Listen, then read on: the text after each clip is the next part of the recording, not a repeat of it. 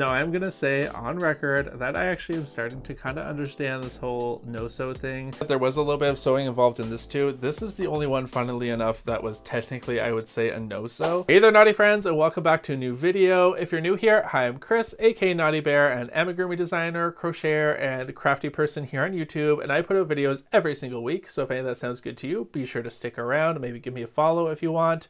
But this week, we're doing something a little bit different. I have picked 3 no-sew crochet patterns, which if you're in the amigurumi space, you probably know what I'm talking about, but if you don't worry, I'm going to explain it all in a second.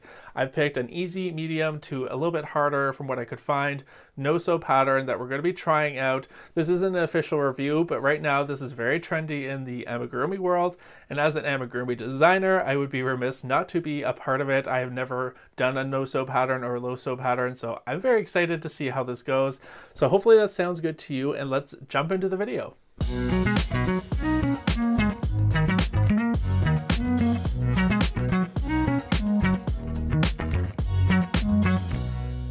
Before we look at any crochet patterns or do any crocheting at all, let's just take a moment to talk about what even is a no-sew or a low-sew crochet pattern. Some of you may have never even heard of this term before, which is totally fine. I think it's pretty specific to the amigurumi community right now. It's been gaining popularity over the past couple years. However, right now it's a little bit heated because there was a little bit of drama around it, which I will talk about, but we're going to keep it very lighthearted. But what even is it? If you've seen me do my amigurumi, traditionally you would crochet a bunch of different pieces. So we have Knotty Bear here, who has a head, he has a muzzle, ears, and arms. You would crochet all those pieces, and then at the end you would sew them all together. And that is a different skill on its own. Sewing is, or can be, very difficult. It's not always the easiest thing. I myself don't necessarily love it, but I do love what it does to my amigurumi. I love the way it looks. I love embroidery. So for me, it's kind of like a necessary evil. However, there are different people out there for multiple reasons, which I will talk a little bit more in a second, who do not want to do any sewing, and that's where a no-sew or a low-sew crochet pattern comes in. It is a crochet amigurumi pattern that involves no sewing, so you usually do things in one giant shape, or you leave front loops so that you can crochet onto those afterwards. And typically when this started, they were a little bit more simple. However, over the past couple months or years, people have learned new techniques and things to kind of advance what you can do with a no-sew crochet pattern. And I myself haven't looked too much into this. I always think of them as being like simple little frogs or things. However, like I said, that's not the truth anymore, and I'm excited to try some of these out. I am going to talk a little bit more about why someone might pick a low-sew or no-sew crochet pattern over a regular one. However, if you want a little bit more info on this, Rachel over at the Faded Wildflower Crochet, who I will link down below, did a video on it recently where she talks about all those things as well, so definitely go check that out after this one. However, there are a couple different reasons. I believe that the most likely one is the resurgence of crochet within the younger community. A lot of younger kids are doing this. My niece is doing it. She's only 13 and she loves it. Like I said before, sewing is a different skill from crochet. So I think there's a certain sect of people who are just learning crochet who maybe can't sew yet or aren't enjoying it. And I think part of that is also because chenille yarn has become so popular, especially with that same demographic. And if you've ever sewn with a chenille yarn, you know what a nightmare it is. It is my least favorite thing. I actually attach an acrylic yarn now if I'm doing like my Snorlax, or chenille yarn is the bulky yarn. If you don't know, you can see the bigger plushy ones. If you've ever sewn with it, you know how it can get really shaggy and rotted and it will snap, which can just ruin a whole piece. It's very frustrating. I think that's really the driving force for why these are so popular. It makes sense to me anyways. I have heard other reasons, one of them being accessibility, people with disabilities who can crochet but can't sew. Maybe there's a range of motion or arthritis, things like that. I think that makes sense. However, I don't think it's the driving force for this. I don't think there's so many people that have a disability that allows them to crochet but not to sew. Not to say that those aren't real people. I'm sure there are lots of you, but I don't think there's so many of those people that is driving a whole trend. I could be wrong, who knows. Not that it really matters. Like I said, do what works for you. If you're having fun in crocheting, it doesn't really matter. However, I did get involved a little bit in this drama on my threads. I did post jokingly, sure, Jan, that I was starting an anti-no-sew movement called Mo-sew or Pro-sew. It was a joke. I did say below, I was like, I'm not taking this actually seriously. However, some of you were a little offended by that. Maybe I shouldn't have said anti. It sounds a little bit stronger. I actually don't care that much. But it did get the topic rolling and get me interested in learning more. Like I said, there were some people saying different reasons and things. But with all that said, I'm excited to try my first ever no-sew pattern, actually 3 of them. Like I said before, we're going to be doing 3. I went onto Etsy and I searched up no-sew, and I'll show some of that here. I actually found that while I was looking for them, a lot of these, even though I put in no-sew, were not no-sew. And the other issue I had too was I was trying to find an easy, like beginner to medium to advanced, but most of these patterns all said beginner or said nothing at all. So for the most part, I went off visuals only to see what I thought would be an easy versus intermediate to advanced crochet pattern. I ended up with 6, 2 for each category. I'll put the name of the crochet amigurumi designer here on the screen for you, but I did end up picking the capybara for the easy pattern category. And then I picked the really cute opossum for the medium category. And then lastly, I ended up picking this dragon pattern for the advanced category. Unfortunately, I couldn't find one that specifically said advanced, but this one seemed like it had a lot of pieces on it. So I'm pretty excited to see how they do this with no-sew, but it doesn't actually say it's very hard. So I'm interested.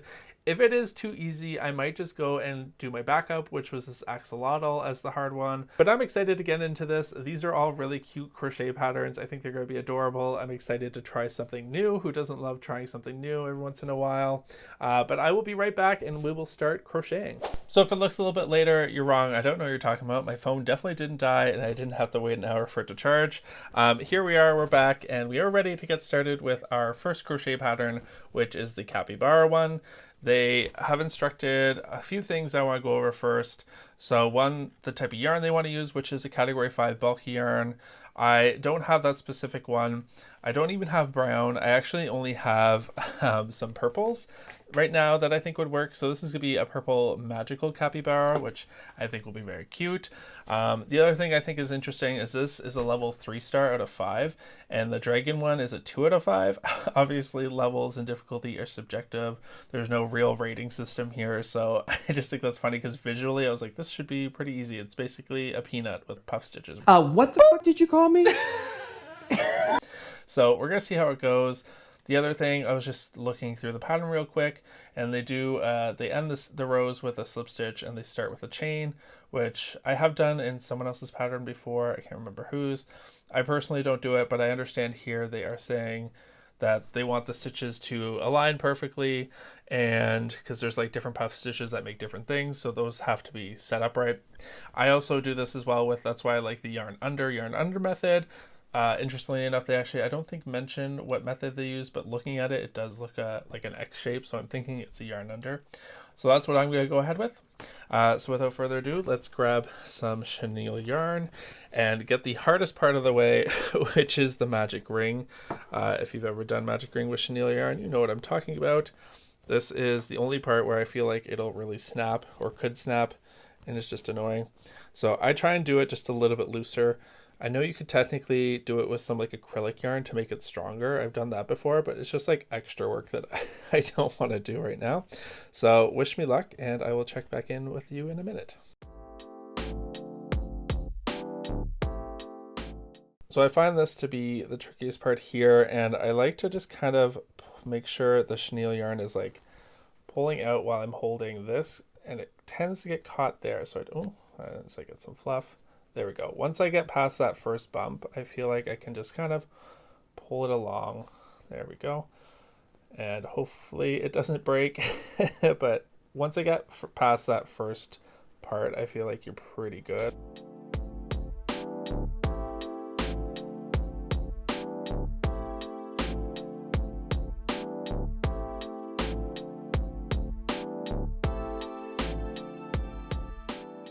All right, we're going to switch over to our lighter color now, just like that. So we're at a point where I'm actually going to put a stitch marker into the piece. And we have 3 rows of just single crochets, which is always nice because I don't have to focus on counting or anything.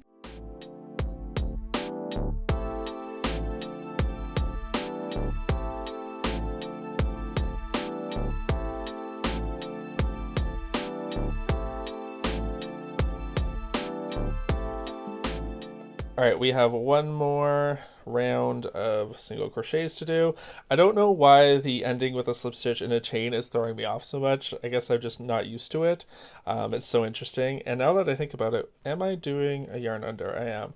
Sometimes, because I do both, sometimes my hands just decide whether or not they're going to do a yarn under or a yarn over.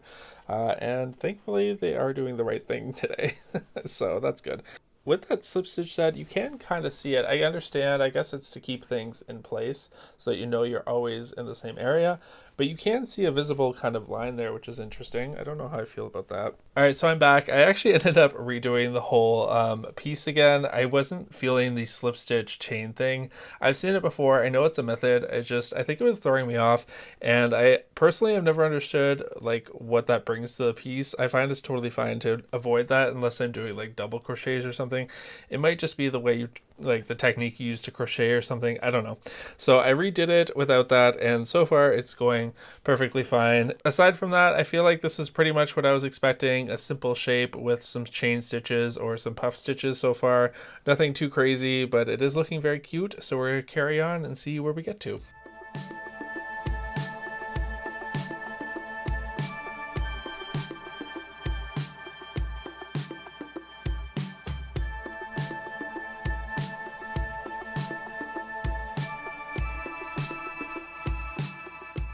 One of the other things I don't like about Chanel yarn, not to harp too much on it, is the fact that like it seems like no matter how far along you get with the center pole, it always seems to like stick and like it's stuck in there. If you use cotton or even acrylic, it doesn't take long before it like loosens up and the yarn just comes out as you're crocheting. But I feel like with Chanel yarn, it's just like so grippy that you never get that until like the very end, which is frustrating because I hate that point of like where it feels like you're crocheting and pulling the yarn ball along with you, and you never get that satisfaction of just crocheting without worrying about it coming out of the yarn ball. But I talk enough crap about Chanel yarn. I'm sorry, Chanel yarn users. I totally get it. It's very cute, but it's just not my favorite thing.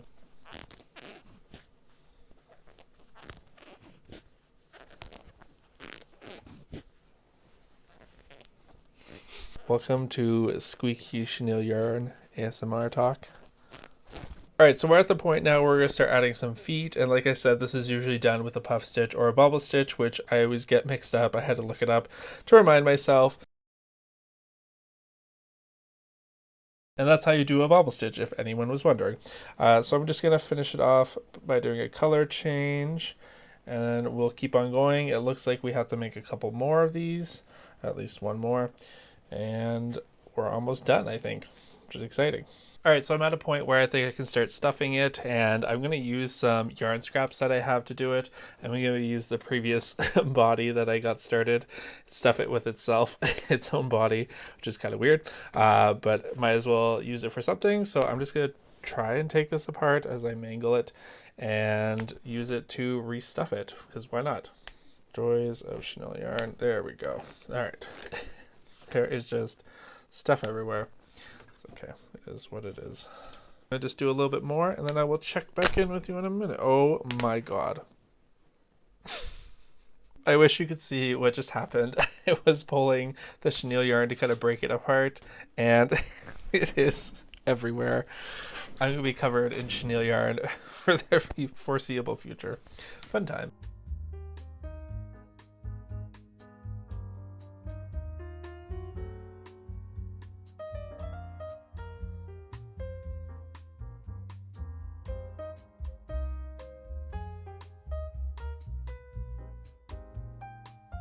So we just finished the last stitch. Here is our little capybara guy. He doesn't have a face yet.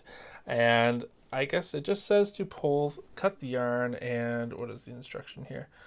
Fasten off, which I'm assuming you would do the same way you would do normally, which is with a sewing needle. I guess this doesn't count as actually sewing, or I guess it's low sew. So we're just going to close up that hole, working through the front loops here, and just go through all the ones, and we're just going to pull it, which I guess this doesn't count as sewing. I don't know. Maybe I'm wrong. All right, we're almost there. Okay, and then just pull and hope it doesn't break. It's usually pretty good with this. It's not nearly as bad as the magic ring. Then we'll just tuck it away there. Perfect. It also does say to make the eyes and the mouth with some black yarn. Doesn't say how. It just says how far apart, 10 stitches, make the nose with black yarn in round 1.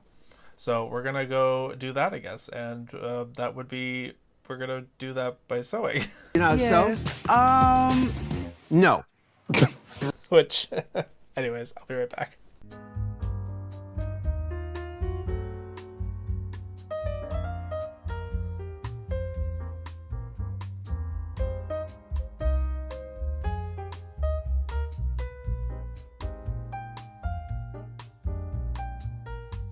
All right, so I'm back. I just finished sewing on the face. Yes, I said sewing. There's a little bit of sewing in this pattern, which I figured from looking at the picture, even though it says no sew. I'm assuming a lot of these are like that, even the ones I'm going to be doing later on, because they also have a similar thing, but they say no sew. It is very minimal. It's not a big deal. It's just kind of interesting. But anyways, it's late. I'm tired and I'm hungry. Dinner is ready. So without further ado, here is our little purple capybara. And honestly, super cute, really easy to make. Very quick. It's pretty much what I expected. When I hear of no sew patterns, I think of this kind of just a shape and then some puff stitches or chain stitches, or in this case, I guess these are bobble stitches to make the feet, and just really simple and cute. Nothing wrong with this. I would make this again for a kid or a baby or something. Really easy, fun gift. Like I said before, this isn't going to be a review of the actual pattern. There are some things I would change and some things were a little confusing. However, obviously, I made it work just fine. It's very cute. But anyways, I'm going to go relax, have some dinner, and I will be back tomorrow when we do our second pattern, which is the cute little possum. I will see you then.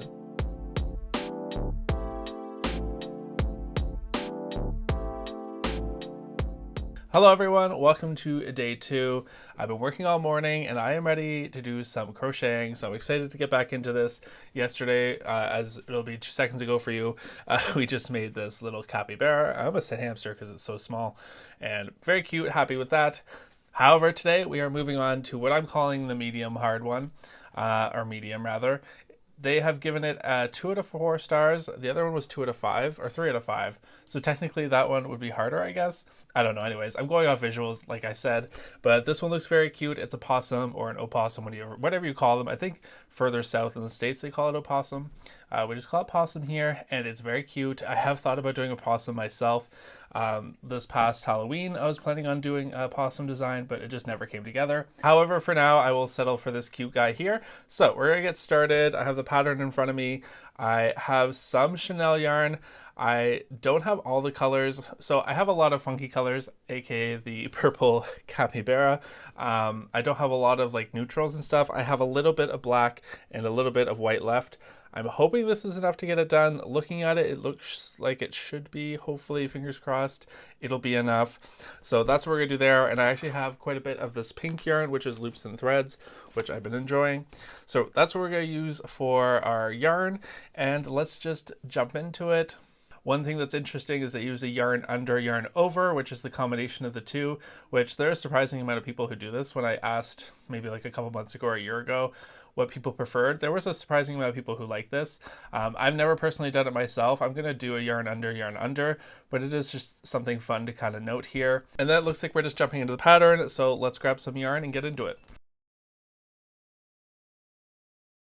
Now time for the fun part again, making sure this magic ring doesn't snap.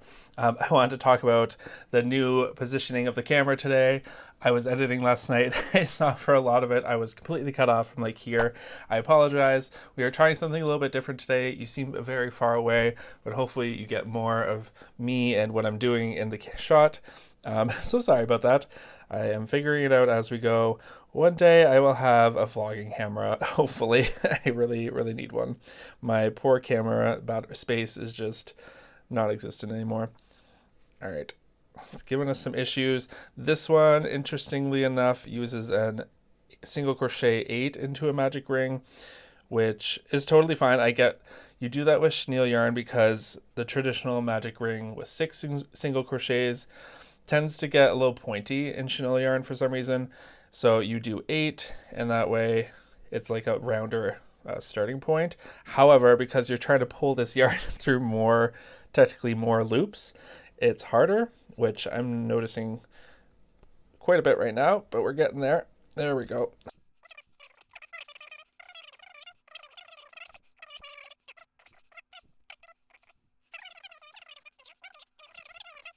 So I just finished up his hands. Here they are now, looking very cute. One of the toe beans is longer than the other. That is totally my fault. I did single crochets where I should have done slip stitches. However, here they are. It did take a little bit because I had to clean up all the ends and things. My desk is a mess again. I'm glad I spent so long cleaning it up just to do it again, and I'm sure I'll have to do it again for the third one. But yep, they look cute. Everything went pretty well. The only thing I'd note is the toe beans are made in the back loops, whereas I probably would have made them in the front loops because once you're crocheting, you're like crocheting from the inside out, which felt a little strange.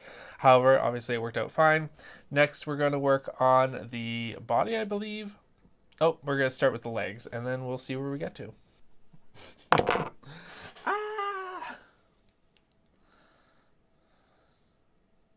We are all done with the feet and the legs, or the arms, whatever. They're all done, all four of them. I'd say so far this is pretty easy. The hardest part is probably just working with chenille yarn and having to do so many magic rings and all those things that I hate, and the mess, of course. However, we are done with this. The next step is to start with the body, and then I guess we'll see how we connect these all together.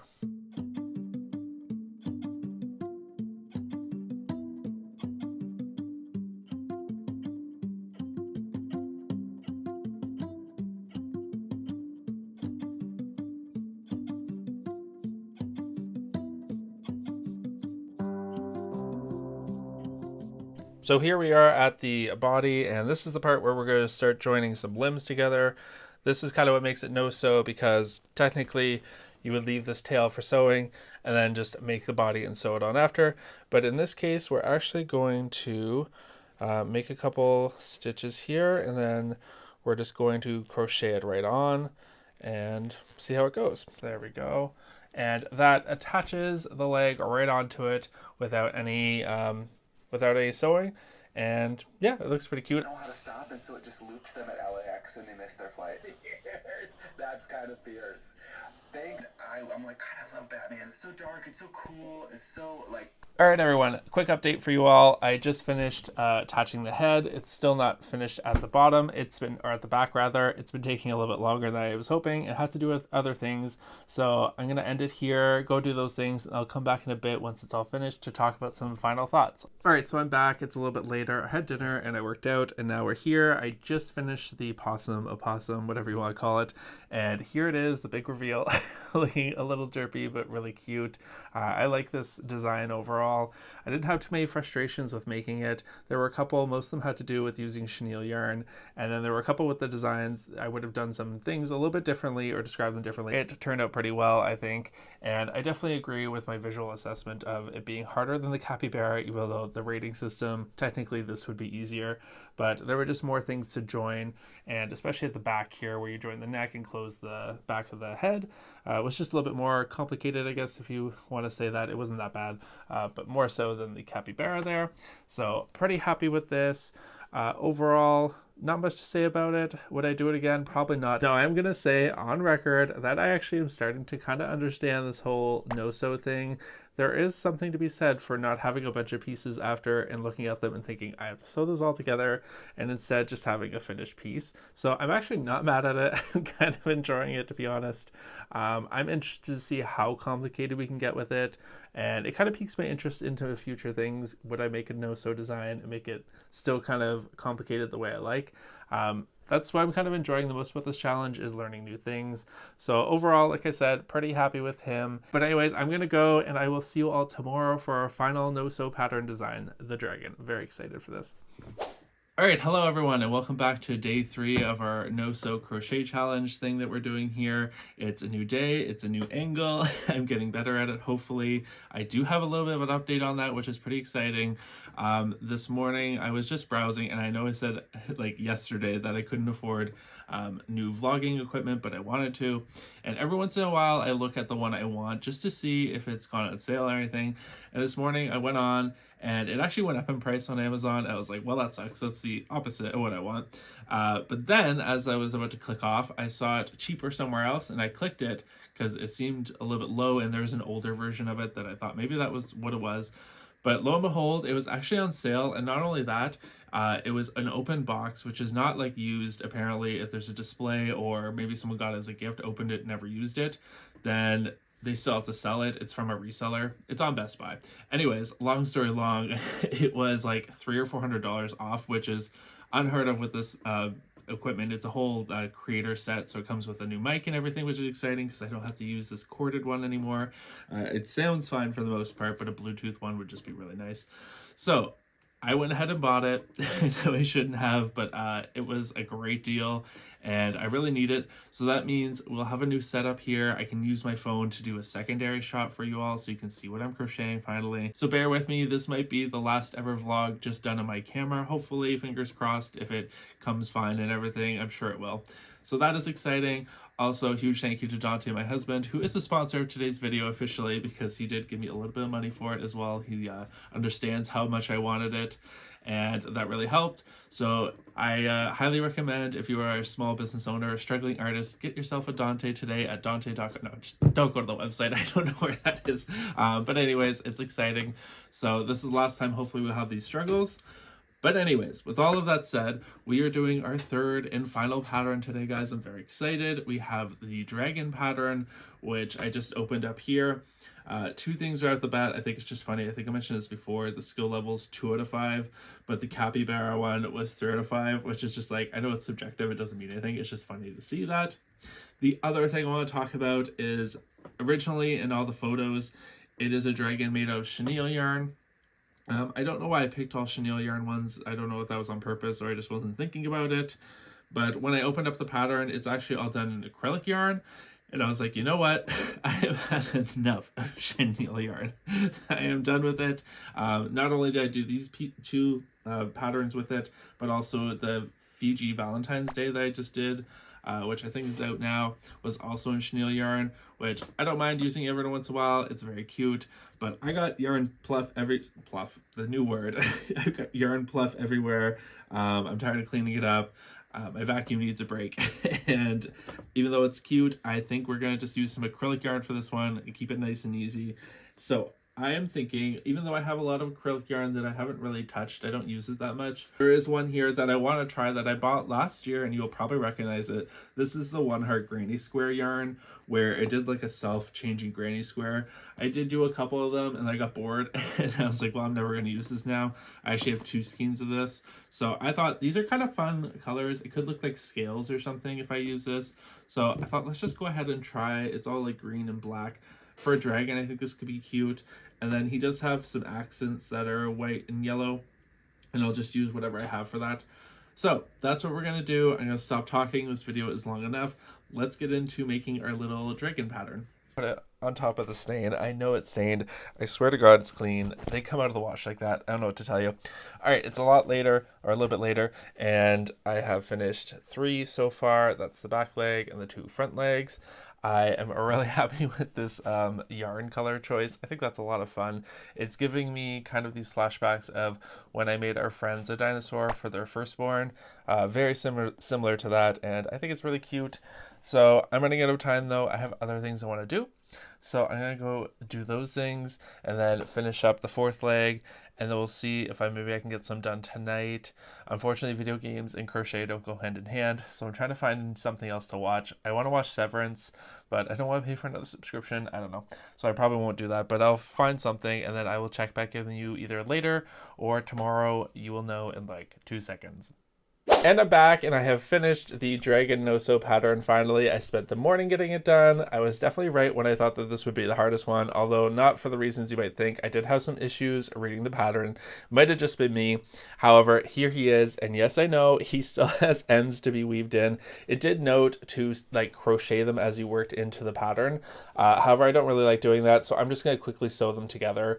I'm definitely happy that I chose an acrylic weighted yarn after using all that chenille, going back back to this. It felt like a dream. It just felt so right for me. So I was very happy about that. If I ever needed confirmation of which I prefer, we definitely know. With that said, I definitely have lots of thoughts on this pattern and the other ones I did, so I'm going to go weave in these ends and I will be right back. Let's talk about my final thoughts here. Overall, I had a pretty good experience with this. I'm happy we did it. It did change my mind on a few things. Like I said before, I could definitely see the benefit of this. It is really nice to just be done with a project once you're done and have no sewing. So I could see if you were someone doing market prep and you had a bunch of these and you need to make like 100 little capybaras, why this would be so appealing.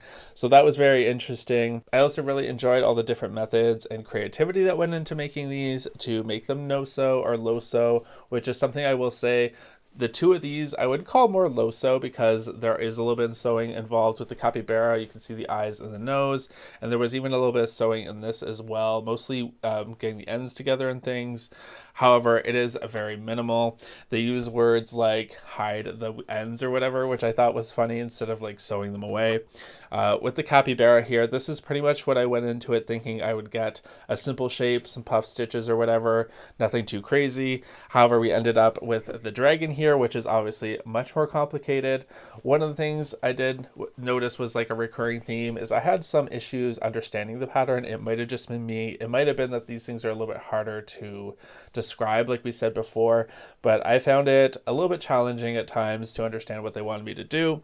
One of the things I did notice, because you are attaching the limbs at specific points as opposed to traditionally sewing them on after, is that I did have to adjust specifically for the dragon and a little bit for the possum here, where I put the limbs, where I attach them, because if you're using a different yarn or a different method, you might not be at the same point as they were when they were doing theirs. So it's just something to consider, I guess, because like I said, they're being put on a specific place as opposed to just doing it after, where you can do it wherever you want. I usually just say like attach the arms to the side between this row kind of thing, but this is specific, so not a huge deal, just something I noticed. Like I said, there was a little bit of sewing involved in this too. This is the only one, funnily enough, that was technically, I would say, a no-sew, because even though I had all those tails at the end like you saw, they did have instructions to single crochet or to crochet them in as you were working to get rid of them. So I'll give this props. The end here was kind of funny because it just said hide the tail or something along the lines, which I thought was kind of cute, because it's like, well, it's probably done with a little bit of sewing. I guess you could do it with your crochet hook, but this one is very cute. I struggled the most with this pattern personally. I think I could do with a little bit of tech editing, not that this is a review, or a little bit of design work. I know we're not all graphic designers, we're just doing our best, but I did struggle understanding this one. It just used terms in a way that I would personally never use, but I did figure it out at the end, and it is very cute. It'll make a good gift at some point. And I'm excited. This really gets me interested in making my own no-sew pattern, seeing how you could use front loops to attach things to, or spaces to build onto. It really got my brain going, that designer side of me going, and I'm really happy overall with this experiment. But let me know, what did you think in the comments below? Which one is your favorite? Do you prefer no-sew or low-sew, or do you care? Have you ever tried them? But thank you all so much for watching. Fiji's gonna start making a lot of noise now, so I'm gonna go. Have a wonderful day, and I will catch you in the next one. Bye, everyone.